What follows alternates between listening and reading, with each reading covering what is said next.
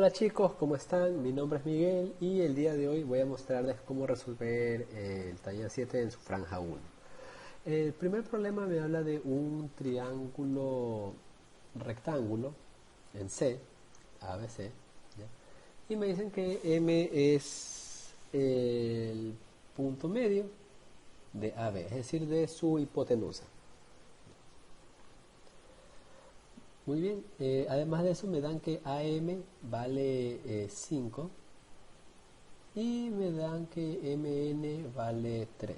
También me dicen que AB es paralelo a...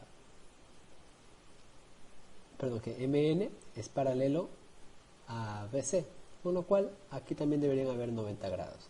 Si se dan cuenta, el triángulo AMN es un triángulo rectángulo, entonces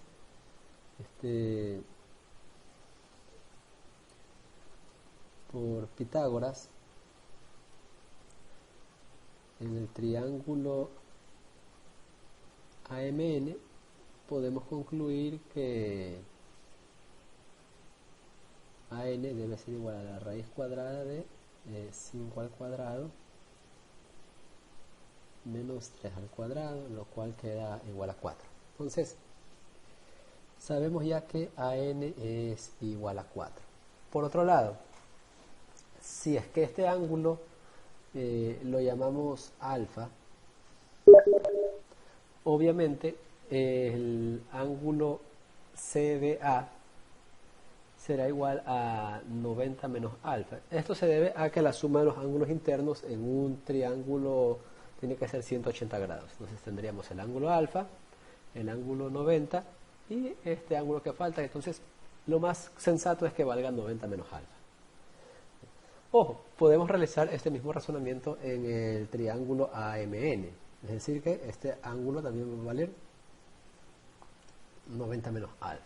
Y bien, ahora tenemos dos triángulos que tienen todos sus lados, todos sus ángulos, perdón, iguales. Por tanto, por criterio ángulo, ángulo, ángulo, el triángulo AMN va a ser semejante al triángulo ABC. Y ojo con algo, he respetado cuáles son los vértices correspondientes, es decir, que el vértice correspondiente en el triángulo AMN para A en el triángulo ABC es A, para M es B y para N es C, en fin. De aquí yo voy a poder plantear las razones que se cumplen entre los lados correspondientes ahora. Y como me preguntan cuánto vale Cn, entonces me doy a la idea de que los lados opuestos a 90 menos alfa son los que son de mi interés. Por tanto, en AMN el opuesto a 90 menos alfa es AN. Dividido para el opuesto a 90 menos alfa en ABC, estaríamos hablando de AC. Muy bien. ¿Qué más? Luego podríamos usar algún valor, algún número que yo ya conozca su valor, ¿ya? Que en este caso podría ser AB, es decir, estar hablando de los que están frente a 90 grados. Para el triángulo AMN frente a 90 grados corresponde a AM y para ABC corresponde a AB. Ya. Ahora, recordemos que por datos, M es el punto medio de AB. Bien. Al ser M punto medio de AB, significa que esta fracción AM sobre AB en realidad es un medio. Y bien, luego, sabiendo que AN vale 4, obtendríamos que AC es igual a 8.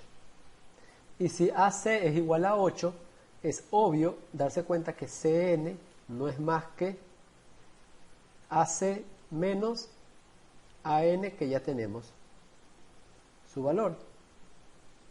El valor de AN es 4. Entonces vendría a ser 8 menos 4 igual a 4 como respuesta. Con esto ya terminamos el problema 1. Vamos a borrar todo para ir hacia el problema número 2. Bien. En el problema número 2 nos plantean un triángulo equilátero con lado igual a 6, ¿ya? Que es el ABC. Perfecto. Y me dicen que tenemos los triángulos EHC y el CGF, que también son equiláteros. Muy bien. El hecho de que el triángulo grande, el triángulo ABC, sea equilátero con lado igual a 6, significa que esto es 6. El hecho de que esto sea 6 significa que acá arriba también EF es igual a 6. Y es obvio que C es punto medio de EF, con lo cual S vale 3. Y ahora, si nos recordamos el área de un triángulo equilátero, este es igual al lado al cuadrado por raíz de 3 sobre 4. Con lo cual tendríamos que el área de este triángulo, del triángulo ECH, va a ser igual a 9 raíz de 3 sobre 4. Pero ahora ojo con algo. Quiero que nos demos cuenta que si nosotros dividimos este triángulo por la mitad, vendríamos a obtener lo mismo que acá, si dividimos esto por la mitad, en vista de que este lado es igual a este lado. ¿Ya? Luego, ¿qué más tendríamos? Este ángulo es igual a este ángulo, y este ángulo es igual a este ángulo. No es nada difícil de darnos cuenta de eso.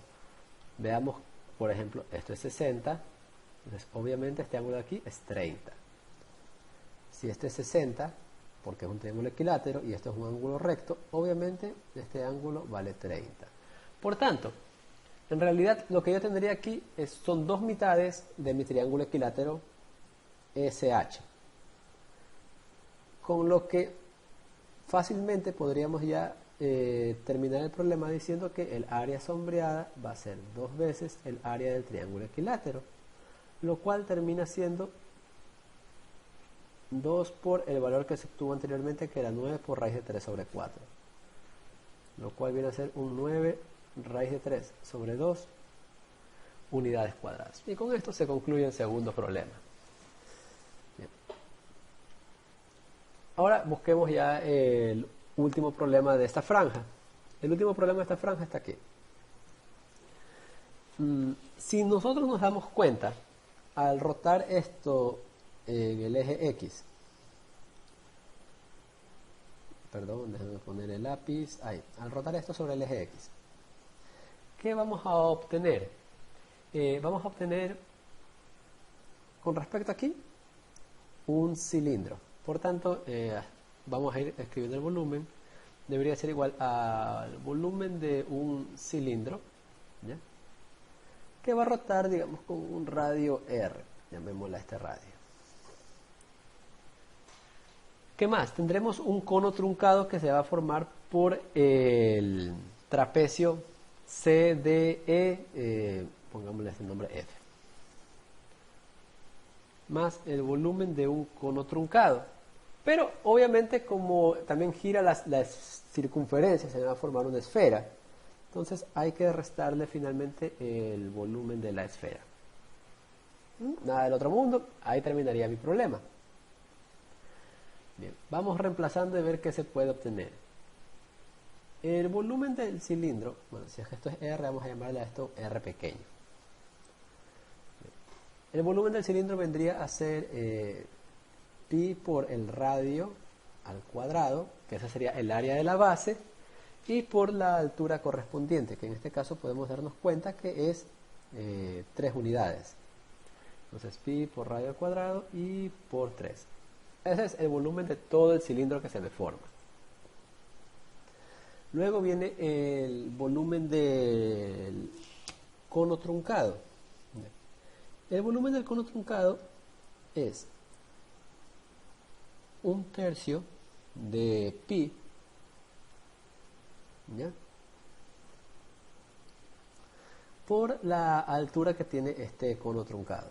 La altura que tiene de 3 a 5, estamos hablando de 2 unidades. ¿Ya? Luego deberíamos de tener aquí los radios al cuadrado, el radio más grande, que es R, más el radio pequeño al cuadrado, que es R pequeño al cuadrado, y más el producto de los dos radios. Muy bien, eso está el volumen del cono truncado. Luego hay que restarle la esfera. La esfera es 4/3 de pi por el radio al cubo. Ahora, ¿cuál es el radio que estamos aquí usando? Es un radio de 1 unidad, por lo tanto vendría a ser 1 al cubo. De aquí ya en adelante no es más que reemplazar. ¿Cuánto vale R mayúscula? Vale 3 unidades, por tanto aquí serían 27 pi. Más, pongámosle 2/3 de pi por R, ya sabemos que vale 3, R mayúscula al menos, por tanto eso sería 9, más R minúscula vale apenas 2 unidades, eso sería 4. La multiplicación de 3 y 2 nos da un 6, obviamente. Y esto ya lo podemos restar de 4/3 por pi. Que debemos resolver. Procedemos a calcular efectivamente cada uno de estos valores. El 27 pi no debe de sufrir ningún cambio. Mientras que acá deberíamos de tener 4 más 6, que son 10, más 9, 19 por 2. Serían 38